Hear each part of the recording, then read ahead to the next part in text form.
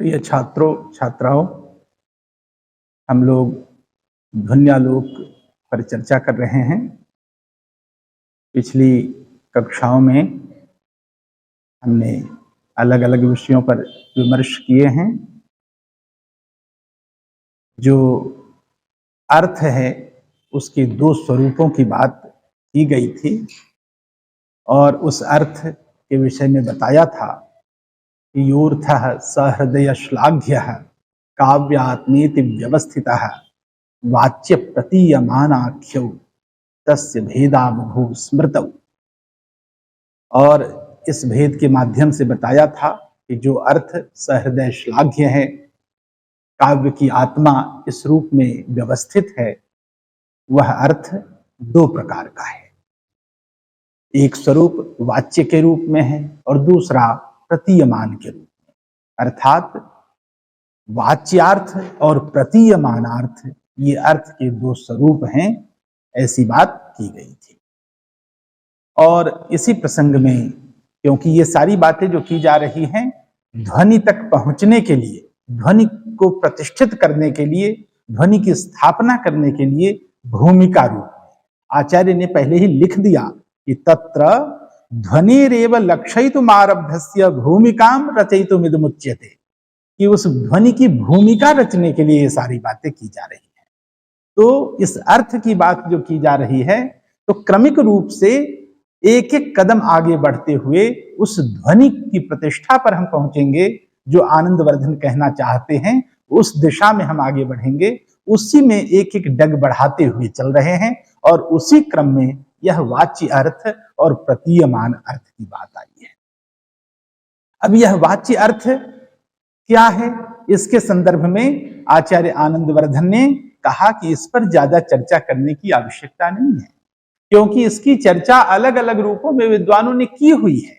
और कहा कि तत्र वाच्यः प्रसिद्धो यह प्रकारैर उपमादिभिः, उपमा आदि के प्रकारों के माध्यम से यह सब पहले अनेक रूपों में चर्चा की गई है विद्वानों के द्वारा। बहुधा व्याकृतः सोऽन्यैः, बहुत प्रकार से अन्य आचार्यों ने इस पर बात की है, इसीलिए अब उन चीजों को फिर से यहां लेने की कोई आवश्यकता नहीं है, केवल उल्लेख भर कर दिया गया। अर्थात वाच्य अर्थ के विषय में यहां चर्चा नहीं करेंगे, यह कहना चाहते हैं। तो क्या कहते हैं कि ततो नेह प्रतन्यते, इसीलिए उसका यहां पर प्रतान नहीं किया जाता है, उसकी विस्तार पूर्वक चर्चा नहीं की जा रही है।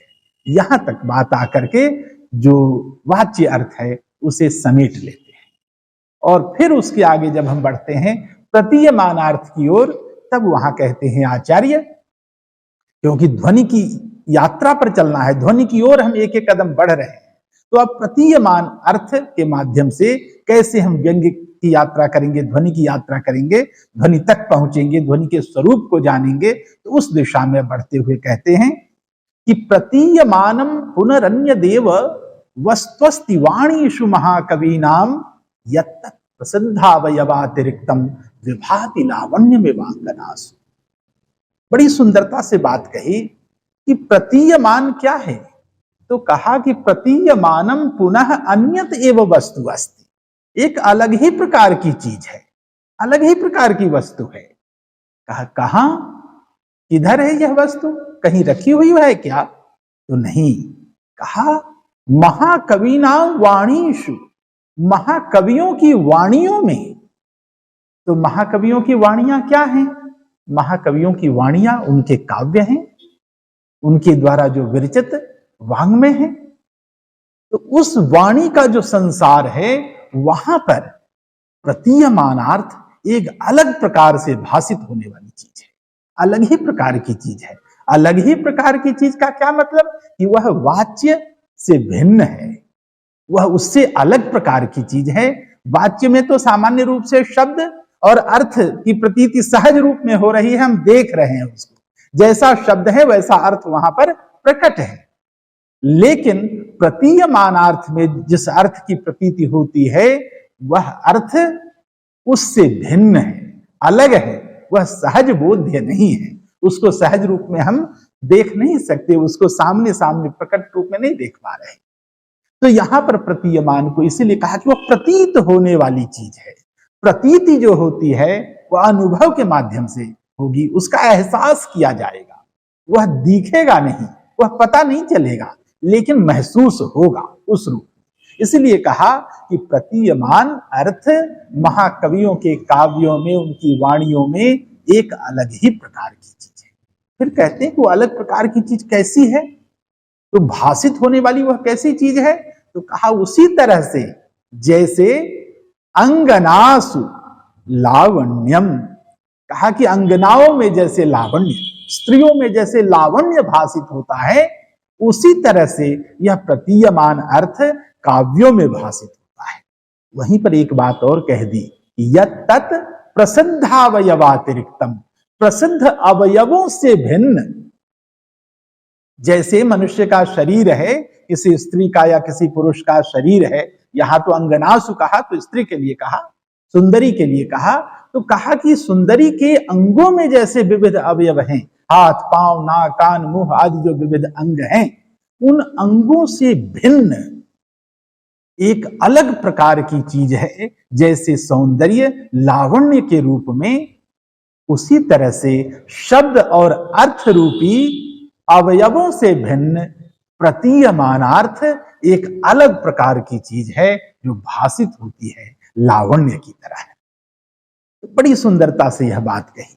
इसे ऐसे समझ सकते हैं, कई बार ऐसा होता है कि जैसे मान लो बाजार से अंगूर का गुच्छा लेकर के आए, सामने अंगूर का गुच्छा रखा हुआ है, उसका सौंदर्य कितना अच्छा महसूस होगा, यह बताने की चीज नहीं है, अनुभव करने की चीज है। एक झटके में एक देखोगे तो कहोगे अरे वाह कितना अच्छा लग रहा है, कितना बढ़िया फला है, गुथा हुआ सा है, बड़ा सुंदर लग रहा है। लेकिन उसी अंगूर के गुच्छे को जब हम तोड़ देंगे, एक एक दाना निकाल करके रख देंगे थाली में, तो उसका सौंदर्य बदल जाएगा, बदलेगा ना, वह वैसा सुंदर नहीं लगेगा जैसा गुच्छे में लग रहा था।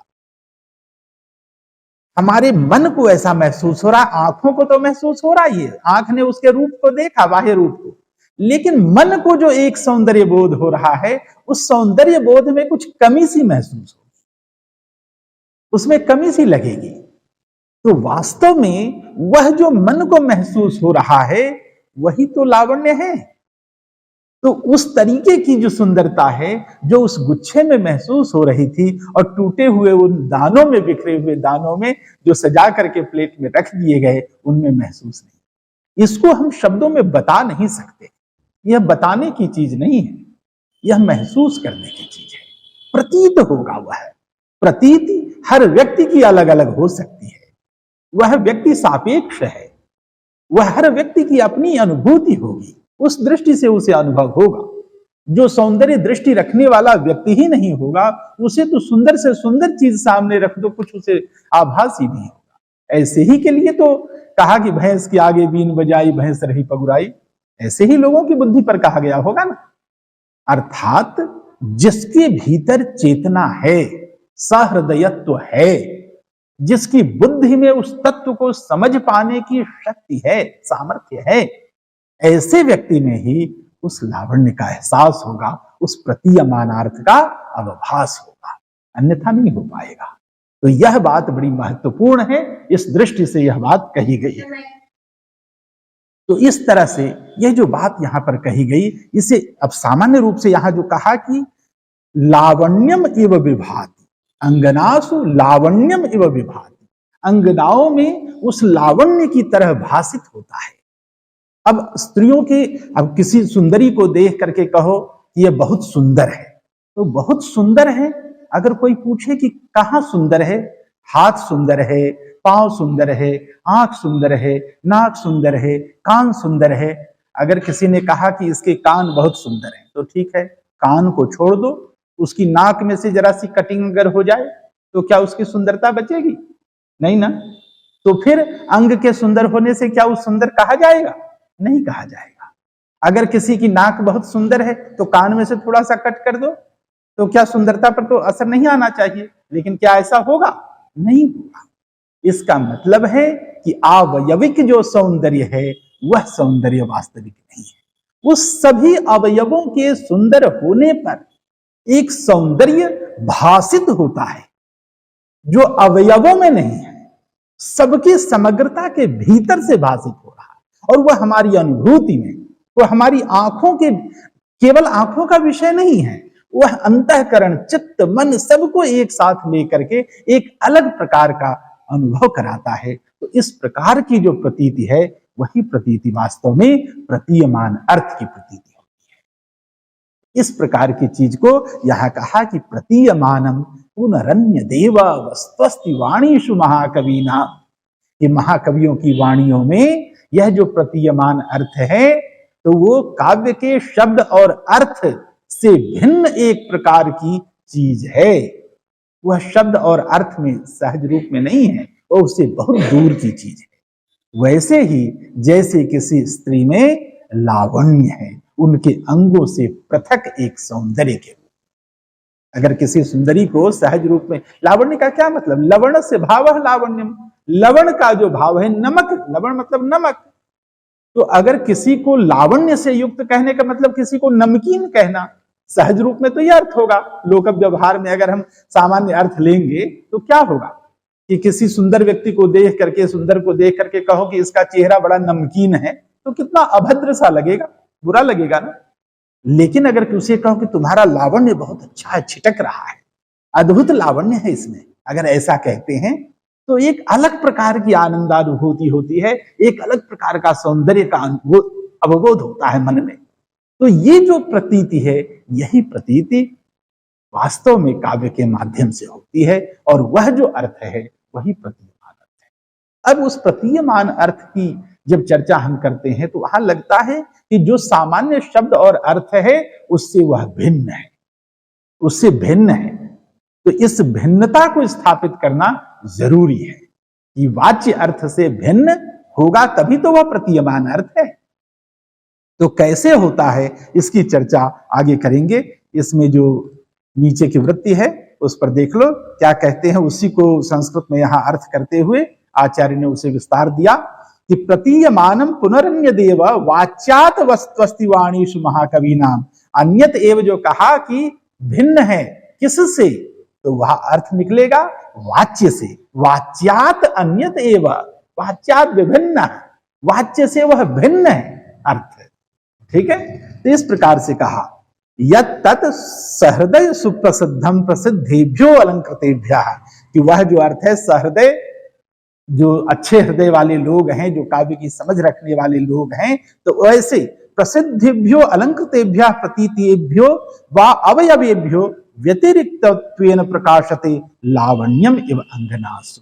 जो बात अभी बताई उसी चीज को यहां पर गद्य रूप में कहा यथा ह्यंगनासु लावण्यम प्रथम निर्वर्ण्यमानम निखिलावयव व्यतिरेक, जितने भी अवयव है उससे भिन्न, एक अलग प्रकार से दिखाई पड़ने वाला, प्रतीत होने वाला जो है, किमप्यन्यदेव, कुछ अलग ही प्रकार की चीज, सहृदय लोचनामृतम, सहृदय के नयनों के लिए अमृत के समान।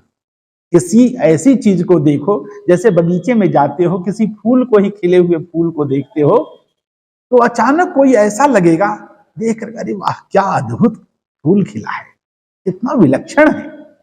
बहुत सारे फूल हैं, लेकिन कोई कोई फूल ऐसा होगा जो मन को एक झटके में आकर्षित करेगा, तो वही पृथक निर्वर्ण्यमान है, अलग प्रकार से वो दिखाई पड़ रहा है, भिन्न है वह। तो सामान्य से भिन्न हो जाना, भिन्न प्रतीति जो है वही प्रतीयमान अर्थ की प्रतीति है। तो कहा कि किमप्यन्य देव सहृदय लोचनामृतम, सहृदय के जो नयन है, नेत्र हैं, उनको अमृत की तरह आनंद देने वाला है, आह्लाद पहुंचाने वाला है, ऐसा। तत्वांतरम तद्वदेव सोऽर्थः, कहा कि उसी प्रकार का वह अर्थ होता है प्रतीयमानार्थ, जो अत्यंत आह्लादकारक है, सहृदय के हृदय को तत्काल ही अपनी ओर आकर्षित कर लेता है, उसके चित्त का आवर्जन कर देता है, उसके मन को मोह लेता है। तो ऐसा अर्थ जब काव्य में निकले तो वह काव्य श्रेष्ठ काव्य होता है, अच्छा काव्य होता है। अब यहां कहा कि वह जो अर्थ है, जो प्रतीयमान अर्थ है, वह कैसे कैसे है, कैसी कैसी प्रतीति होगी, किस प्रकार से उसकी भिन्नता होगी उसे बताते हुए कहा कि स ही अर्थो वाच्य सामर्थ्याक्षिप्तम वस्तु मात्रम। कहा कि वह जो अर्थ है वाच्य की शक्ति से, वाच्य की सामर्थ्य से आक्षिप्त होकर के 3 रूपों में बट जा रहा है। कहा कि एक तो वस्तु मात्र के रूप में, अर्थात वस्तु ध्वनि के रूप में, ठीक। फिर उसके आगे कहा कि अलंकार रसादयश्च, अलंकार रूप में तो अलंकार ध्वनि, रस भाव को लेकर के रस रूप में तो रसध्वनि, अर्थात वही जो वाच्य की सामर्थ्य से आक्षिप्त हुआ जो अर्थ है वह ध्वनि रूप में भी परिणत हो जाएगा, वस्तु ध्वनि के रूप में, अलंकार ध्वनि के रूप में और रसध्वनि के रूप में। तो कहा कि इस प्रकार से वाच्य से उसकी भिन्नता सिद्ध होगी। वाच्य से भिन्नता कैसे होगी उसको बताते हुए आगे कहेंगे, कहा कि अनेक प्रभेद प्रभिन्नो दर्शयिष्यते। तो बस यहां पर वस्तु ध्वनि के उदाहरण तो देंगे, लेकिन कहते हैं कि अलंकार और रस के बारे में आगे बताएंगे, आगे बताएंगे, अगले उद्योग में बताएंगे। कहा सर्वेषु चतेषु प्रकारेषु तस्य वाच्यात् अन्यत्वम। उन सभी भेद प्रभेदों में वाच्य से उस प्रतीयमान अर्थ की भिन्नता स्थापित की जाएगी, भिन्नता बताई जाएगी कि वह जो प्रतीयमान अर्थ है वाच्य अर्थ से किस प्रकार भिन्न है। तथा ही आद्यस्तावत प्रभेदो वाच्यात् दूरम विभेदवान। कहा कि पहला जो यहां पर है जो वस्तु मात्र कहा अर्थात वस्तु ध्वनि के रूप में कहा, तो वहां पर वस्तु ध्वनि में कैसे वाच्य से प्रतीयमान भिन्न है इसको पहले उदाहरण दे करके यहां समझाया जा रहा है।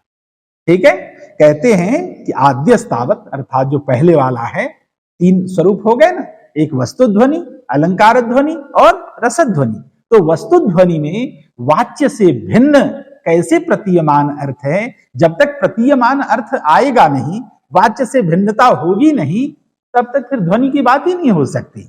अर्थात यह जो प्रतीयमान अर्थ है यह ध्वनि की यात्रा वाला अर्थ है, ध्वनि की ओर ही हमें ले जा रहा है, उसे ही समझाने के लिए प्रतीयमान अर्थ की बात की गई है। तो प्रतीयमान अर्थ में भी वस्तु के माध्यम से, अलंकार के माध्यम से और रस के माध्यम से वाच्य से भिन्न होकर के प्रतीयमान अर्थ कैसे भाषित होता है, इसे यहां समझाने का प्रयास किया जा रहा है आचार्य द्वारा। अब सबसे पहला उदाहरण उन्होंने बहुत सुंदर उदाहरण दिया है कि सही कदाचित वाच्य विधि रूपे प्रतिषेध रूपः। कहा कि वाच्य अगर विधि रूप है, सकारात्मक है, तो जो प्रतीयमान अर्थ है वह उससे भिन्न होगा। तो विधि अगर वाच्य अर्थ है विधि रूप, तो प्रतीयमान अर्थ निषेध होना चाहिए, विरुद्ध ही होना चाहिए, उससे अलग। तो वाच्य से भिन्न, तो विधि है तो वहां निषेध। तो वाच्य की विधि होने पर प्रतीयमान अर्थ निषेध कैसे होता है, इसका बहुत सुंदर उदाहरण दिया है। यह वस्तु ध्वनि का उदाहरण है, बहुत अद्भुत उदाहरण है, इसे जरा देखो। यह प्राकृत का पद्य है। प्राकृत में कहा भ्रम धम्यवी सत्थो सो सुनो अज्जमारियो देण गोड़ाण इक कच्छ गोड़ाणई कच्छ कुडंगवासिना दर्यसी हेण। यह प्राकृत में है, उसी का संस्कृत रूप में जो उसकी छाया की गई है। तो कहा कि भ्रम धार्मिक विश्रब्ध स शुनकोद्यमारितस्तेन गोदा नदी कच्छ कुंजवासिना दृप्त सिंहेन। कहीं कहीं गोदा नदी की जगह गोदावरी भी आता है, ऐसा पाठ भेद भी पाया जाता है। अलग अलग स्थानों पर अलग अलग थोड़े से अंतर होते हैं, ऐसा कुछ नहीं, अर्थ वही है। कहा कि भ्रम धार्मिक, धार्मिक यहां संबोधन है कि हे धार्मिक, भ्रम घूमिए, आप घूमो, भ्रम धार्मिक विश्रब्ध, बिल्कुल विश्वास पूर्वक आप घूमो। स शुनकोद्य, स शुनकः अद्य तेन मारितः। वह जो कुत्ता था वह आज मार डाला गया। देखो, सहज अर्थ पहले समझो वाच्य वाला, फिर उसके बाद प्रतीयमान की तरफ चलेंगे। कहा कि भ्रम घूमिए, हे धार्मिक आप आराम से घूमिए। वह जो कुत्ता था वह आज उसके द्वारा मार डाला गया। किसके द्वारा? तो कहा कि तेन दृप्त सिंहेन, उस पागल शेर के द्वारा मार डाला गया। फिर कहते हैं वो है कहां?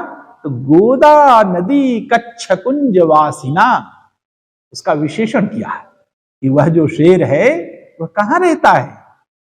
तो इसी गोदावरी नदी के इस झुरमुट में निवास करता है, इसी के किनारे पर है, आसपास ही है। अब देखो, सहज रूप में तो अर्थ निकलेगा कि कोई धार्मिक व्यक्ति है, उसे किसी ने कहा कि अब आप आराम से घूमिए, जिस कुत्ते से आप डरते थे उस कुत्ते को एक पागल शेर ने मार दिया है। इसी गोदावरी नदी के आसपास वो रहता है, बड़ा पागल शेर है, उसने मार दिया। अब आपको कोई खतरा नहीं है, अब आपको लाठी लेके आने की जरूरत नहीं। यह सामान्य अर्थ हुआ, वाच्य अर्थ। तो इसमें तो कहीं कोई दिक्कत नहीं लग रही, बिल्कुल ठीक ठीक अर्थ निकल रहा। भी कोई हितैषी है और उसने कहा उस पंडित जी से कि आप डरते थे उस कुत्ते से, लेकिन अब वो कुत्ता मारा गया, उसको शेर ने खा डाला है। अब आपको डरने की कोई जरूरत ही नहीं है, किसी तरह का भय का कारण ही नहीं है, भय का कारण खत्म हो गया आपका। अब आप आराम से भ्रमण कीजिए, अब आपको ये लाठी भी लाने की जरूरत नहीं। यह तो सामान्य अर्थ इसके भीतर से आया। लेकिन क्या यही अर्थ है? अगर यही अर्थ होगा तब तो फिर प्रतीयमानार्थ कैसे निकलेगा? फिर ध्वनि तक हम पहुंचेंगे कैसे? तो यह जो अर्थ है वह तो खत्म होगा, इससे भिन्न अर्थ निकलेगा। तब इसका जो स्वरूप है उसको देखो, प्रसंग को बुनो, पहले प्रसंग का स्वरूप देखो।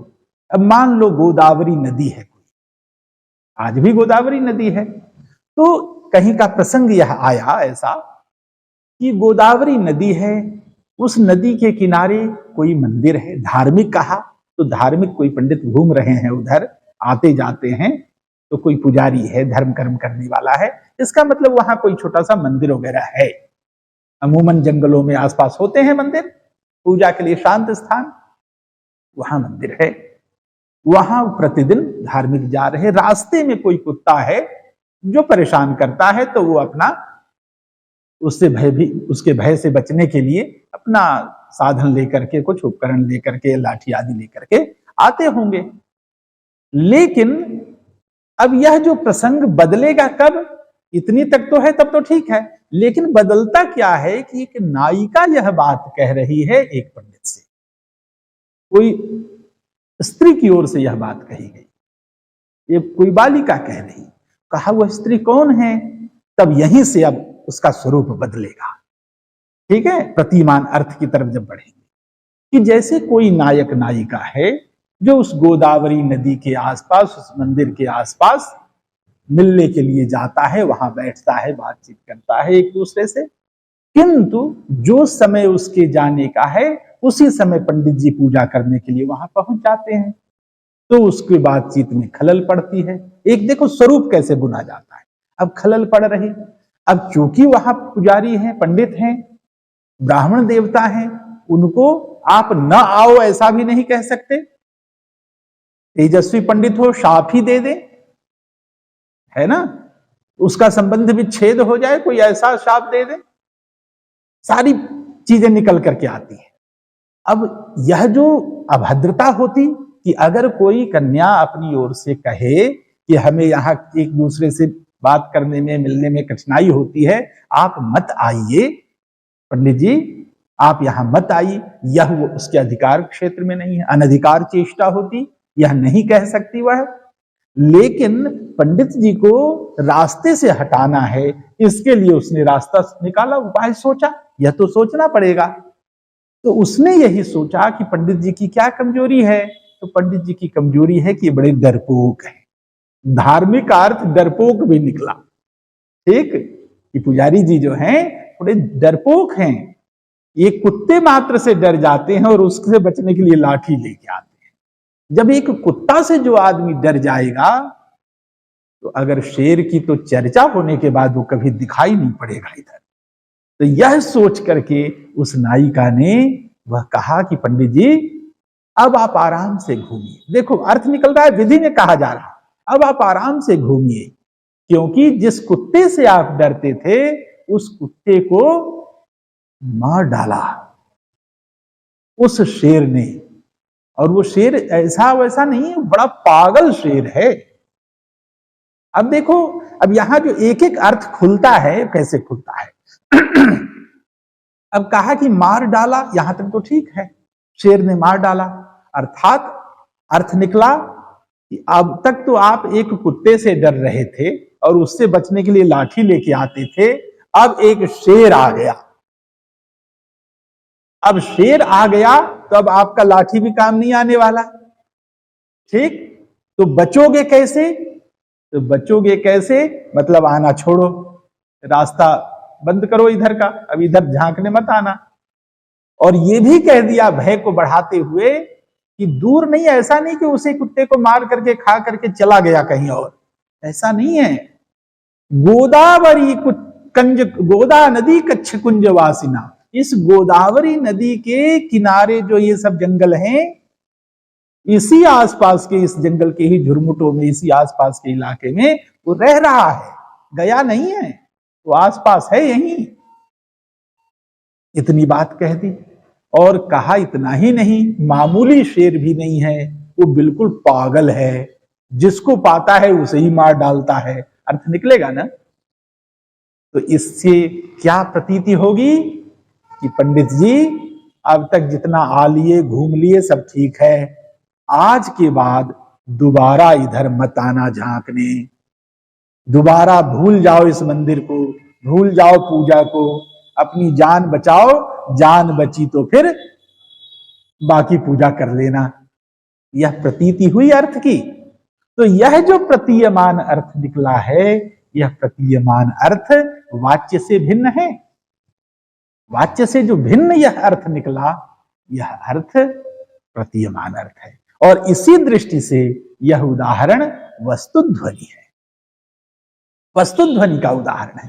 बड़ी सुंदरता के साथ यह बात यहां पर आचार्य ने कही है। तो इस तरह से यहां पर वाच्य से प्रतीयमान अर्थ की भिन्नता बताई गई। वस्तुध्वनि में ही कई प्रकार से हैं।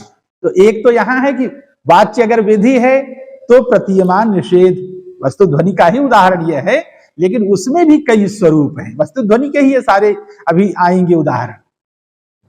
अब यहां पर एक में बता दिया कि वाच्य विधि तो प्रतीयमान निषेध।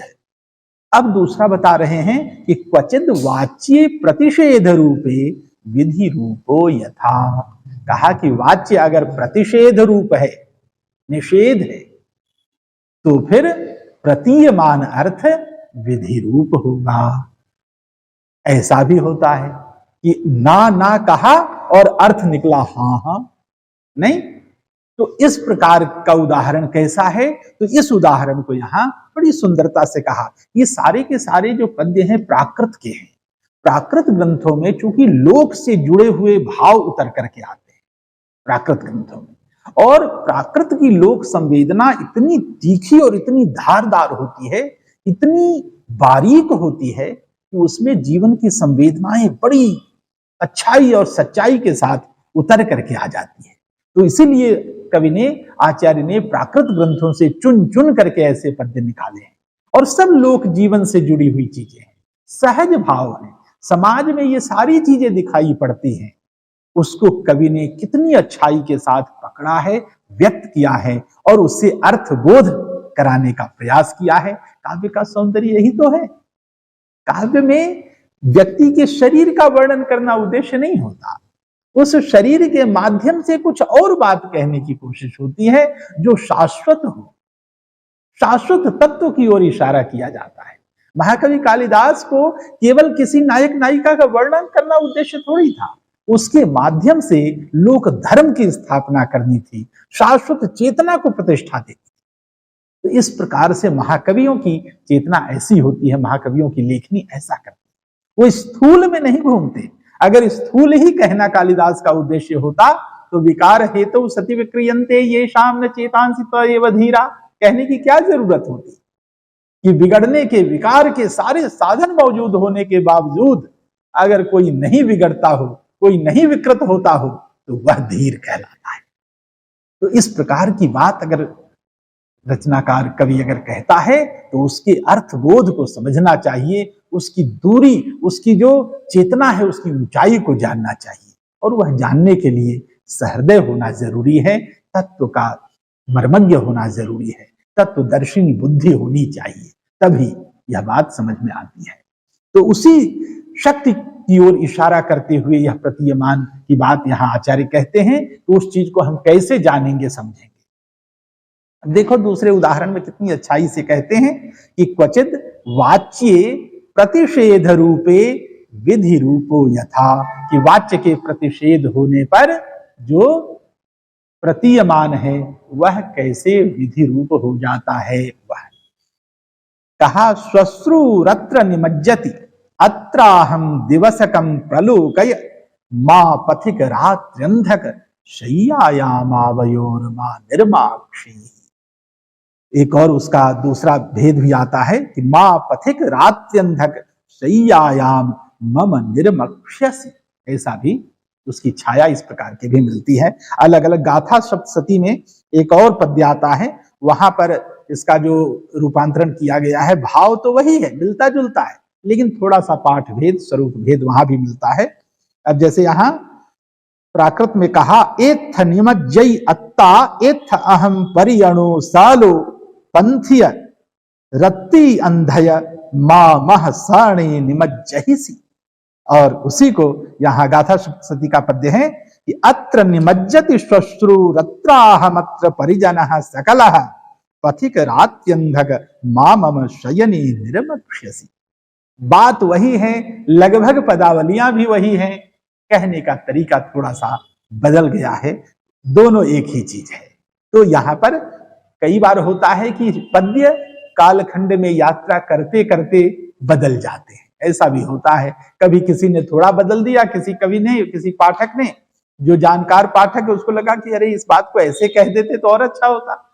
श्लोक को नहीं बदला, श्लोक उसी रचनाकार के नाम से चल रहा, लेकिन उसमें थोड़ा परिवर्तन कर दिया, अच्छा भी लगा, कालखंड में चलने लग गया वह पद्य सुंदरता के कारण, अच्छाई के कारण, लेकिन मूल जो है कुछ और रह गया। तो इस तरीके से पाठ भेद उत्पन्न होते हैं अलग अलग कालखंडों में, अलग अलग आचार्यों के लिखने पर। और कई बार ऐसा भी होता है कि प्राचीन समय में पांडुलिपि लिखने की परंपराएं हुआ करती थी कि एक पांडुलिपि को, अब क्योंकि सब दिन तो वो जीवित नहीं रह पाएगा, मान लो किसी चीज पर लिखा हुआ है, ठोस कहीं पर लिखा है, जो बचने वाला तब तो बच गया, लेकिन कोई पतली चीजें हैं, कहीं कागज तो उस जमाने में हुआ नहीं करता था, तो मान लो कि कहीं पर भूर्ज पत्र पर लिखा है, या कहीं पर ये किसी अन्य प्रकार की जो चीजें हैं जो मिटने वाली है, खत्म हो जाने वाली है, तो उसको किसी दूसरी चीज पर लिख देने की एक प्रथा थी। उर्दू में उसे कातिब कहा जाता है, किताब को उतार देने वाला, जो एक किताब है उसी की तरह दूसरी किताब उतार करके तैयार कर देना, ऐसे व्यक्ति को कातिब कहा जाता था। तो पुराने समय में भी पांडुलिपि तैयार करने के लिए इस प्रकार के जो कातिब हुआ करते थे, तो कई बार है देखते होंगे सहज रूप में कि जैसे हम ही एक पेज अगर मान लो लिखने के लिए रखें, उतारने के लिए, तो कई बार जरा सा ध्यान भंग हुआ, एक शब्द ह्रस्व दीर्घ में इधर उधर हो गया, हो जाता है, कई बार शब्द ही इधर उधर लिखा गया, आगे पीछे हो गया, ऐसा भी होता है। यह व्यावहारिक बात है, यह सहज है। तो इस तरह से कई बार पाठ भेद हो जाते हैं, लेकिन यहां पाठ भेद होने के बावजूद अर्थ में कोई अंतर नहीं है।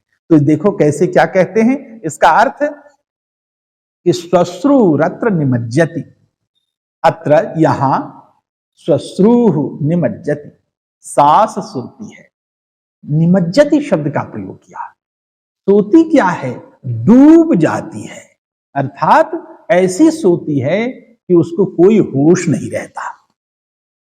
निमज्जति, डूब जाना, अर्थात कई लोग ऐसे होते हैं ना कि सोते हैं तो चाहे उसको गर्दन काट दो उसकी नींद नहीं खुलेगी, है ना। कुछ लोगों की नींद ऐसी होती है और कुछ लोग हैं जरा से खटपिट करो तो उसकी नींद खुल जाएगी। तो कहा श्वश्रु रत्न निमज्जत, यहां मेरी सास सोती है, अत्राहम, और यहां मैं सोती हूं, यहां मैं। दिवसकम प्रलोकय, दिन में ही देख लो। प्रलोकय शब्द का प्रयोग किया, अच्छी तरह से देख लो। ठीक, अच्छी तरह से देख लो क्यों कहा? तो कहा मां पथिक रात्रि अंधक, हे रतौंधी के शिकार बटोही।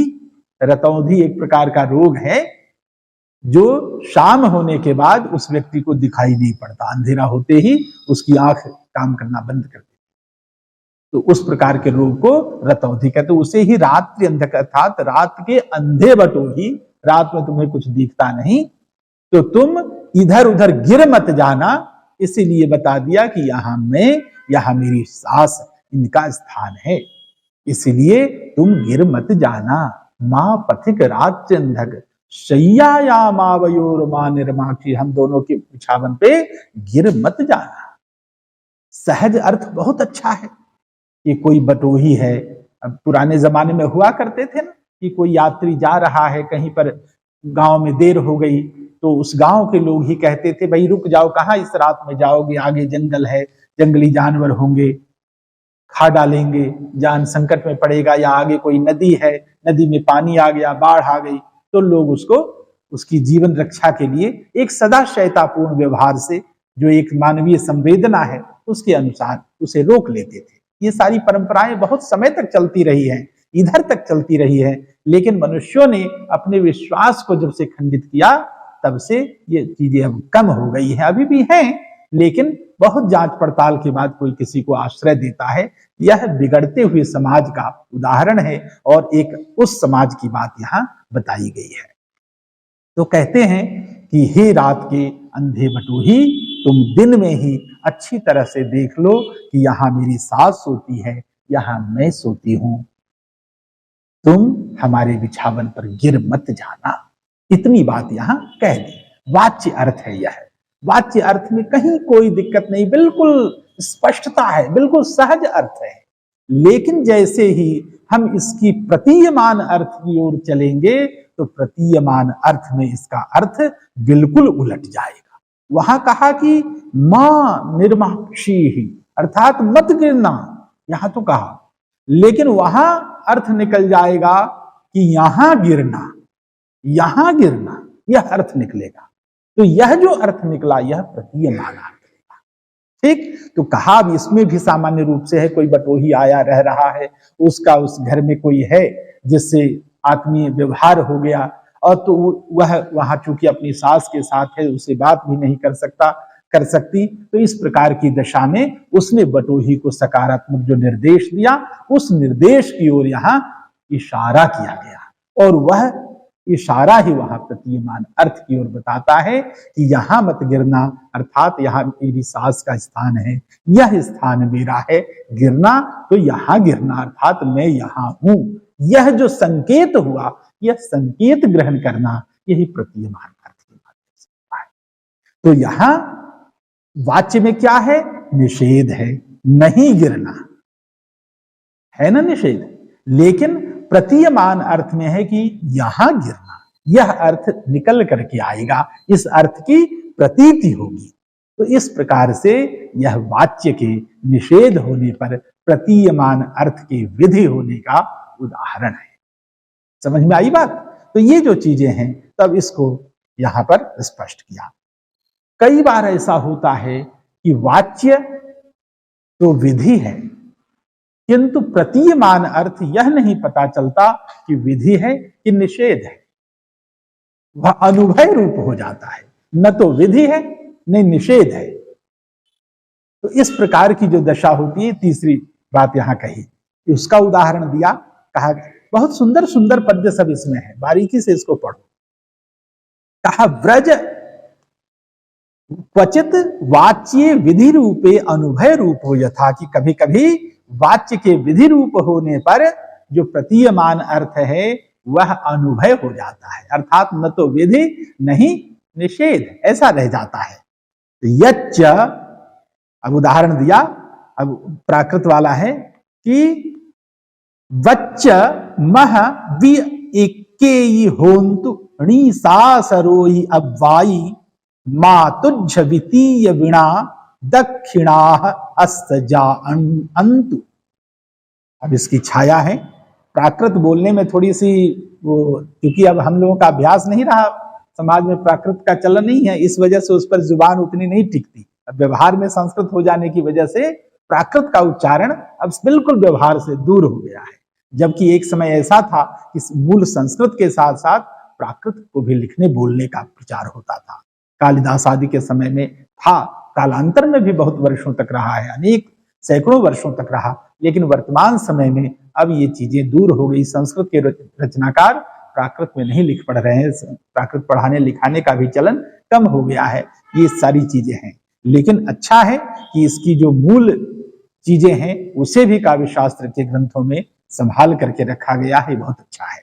इससे हमें दोनों के स्वरूप में जो साम्य वैषम्य है उसे देखने में अच्छा महसूस होता है। अब इसकी जो छाया है उसे देखो, कहा व्रज ममैवैकस्याः भवन्तु निश्वासरोदितव्यानि मा तवापि तया विना दाक्षिण्यहतस्य जनिषत्। कहा कि जाओ, मम एव एकस्याः निश्वासरोदितव्यानि भवन्तु, एकमात्र मेरी ही उसासें और मेरा ही रुदन हो, मैं ही केवल सांसें आहें भरूं और रोऊं, ऐसा ही।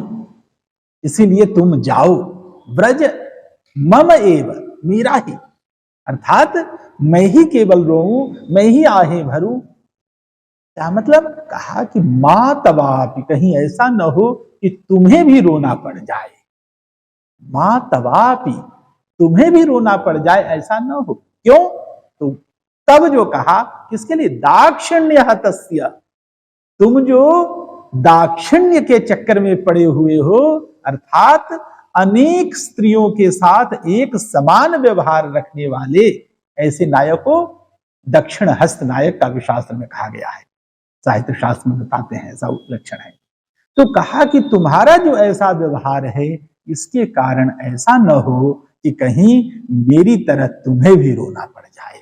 अर्थात दूसरे के प्रति जो तुम्हारा व्यवहार है वह मुझे ज्ञात है, और मैं जानते हुए भी मैं तुम्हें यह बात नहीं कहना चाहती कि तुम भी रो, मैं ही रो लूं, इतना ही ठीक है, तुम्हारी रक्षा के लिए, तुम्हारे लिए। देखो, एक नायिका अपने नायक से या अपने पति से ऐसी बात कह रही है, तो क्या मतलब? तो यहां तो है कि जाओ, कह दिया जाओ, तो वाच्य क्या है? विधि है। जाओ, मुझे ही रोने तो, मुझे ही आहें भरने दो, तुम मत रो, तुम्हारी ऐसी दुर्गति न हो, यह बात कही। अब ये जब कहते हैं तो क्या मतलब हुआ? इससे जो प्रतीयमान अर्थ निकल करके आएगा वह क्या? कि यह जो है कि तुम्हारा जो व्यवहार है कि मां तवापि, अब यहां स्पष्ट नहीं किया, लेकिन उससे इसने संकेत दे दिया कि तुम्हारी जो हरकतें हैं यह मुझे ज्ञात है, तुम्हारा रोना न हो जाए, तुम्हारा अन्यों के साथ जो व्यवहार है वह उचित नहीं है। तब यहां पर यह भी नहीं कहा कि जाओ। अब व्रज कहने का मतलब ये थोड़ी कि कोई पत्नी या कोई नायिका ऐसा कहेगी कि उसका नायक, उसका पति कहीं अन्यत्र जाए, ऐसा हो सकता है क्या समाज? नहीं संभव है। अर्थात यहां पर व्रज का अर्थ व्रज ही हो ऐसा भी नहीं है, कि जाओ कहने का अर्थ जाओ है ऐसा नहीं है। अर्थात ये भी नहीं हुआ। दूसरा कि नहीं जाओ, यह भी नहीं कह सकता, क्योंकि नहीं जाओगे तो फिर उधर तुम्हारी जो दुर्गति होगी, मैं यह भी नहीं चाहती, तो यह भी अर्थ नहीं निकला। तो इस प्रकार से अनुभव की जो दशा हो गई, इस अनुभव की अवस्था में जो प्रतीयमान अर्थ की प्रतीति हो रही है वह अपने आप में बहुत ही अद्भुत है। यह बात यहां कही गई है। तो यहां इस प्रकार से हम देखते हैं कि वह जो नायिका है जो ऐसा कह रही है, उस ऐसी नायिका को खंडिता नायिका के रूप में जाना जाता है।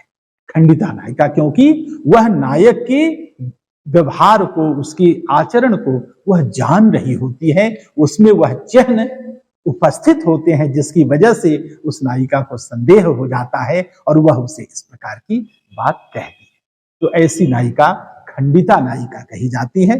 बड़ा सुंदर उदाहरण दिया है कि पार्श्वमेति प्रियो यस्या अन्य संभोग चिह्नितः सा खंडितेति कथिता धीरैरीर्ष्या कषायिता। उसमें ईर्ष्या तो होती, ईर्ष्या से वह कसैला तो हो जाती है, कड़वी हो जाती है, लेकिन कड़वी हो करके भी उसकी ईर्ष्या इस रूप में व्यक्त होती है, वह इस रूप में अपनी बात व्यक्त करती है। ऐसी नायिका का यहाँ पर उदाहरण दिया है। तो इसके माध्यम से जो प्रतीयमान अर्थ है, यह दुख जो है, मन्यु है, वह यहाँ पर प्रतीयमान अर्थ है। उस नायिका का जो प्रगाढ़ दुख है, वह प्रगाढ़ दुख जो व्यक्त हो रहा है इस पद्य के माध्यम से, यह प्रगाढ़ दुख की व्यंजना ही वास्तव में प्रतीयमान अर्थ की व्यंजना है। तो इस प्रकार से यहाँ पर कहा है कि यहाँ अब न तो जाने का भाव है और न ही रुकने का भाव है, दोनों प्रकार से यह बात अनुभव की दशा को उत्पन्न करती है। इसीलिए यह पद्य वाच्य के विधि होने पर प्रतीयमान के अनुभव होने की दशा का इशारा है। अब एक उदाहरण और इसी तरह से है कि अगर वाच्य प्रतिषेध है तो भी अनुभव की दशा, वहां वाच्य विधि होने पर प्रतीयमान अनुभव और यहाँ वाच्य प्रतिषेध होने पर प्रतीयमान अनुभव। और यह भी पद्य यहाँ पर बताया कि कस प्रार्थये तावत प्रसीद निवर्तस्व मुख से ज्योत्सना विलुप्त तमो निवहे अभिसारिकाणाम विघ्नम करो संन्यासाम हताशे। तो इस प्रकार से ये जो पद्य हैं, यहाँ पर वाच्य के प्रतिषेध होने पर जो प्रतीयमान है उनकी जो अनुभव की दशा है, इस प्रसंग को अब अगली कक्षा में हम चर्चा करेंगे, क्योंकि हमारा समय इस कक्षा का पूर्ण होता है और आज हम यहीं पर रुकते हैं और इसकी आगे की चर्चा हम अगली कक्षा में कल करेंगे।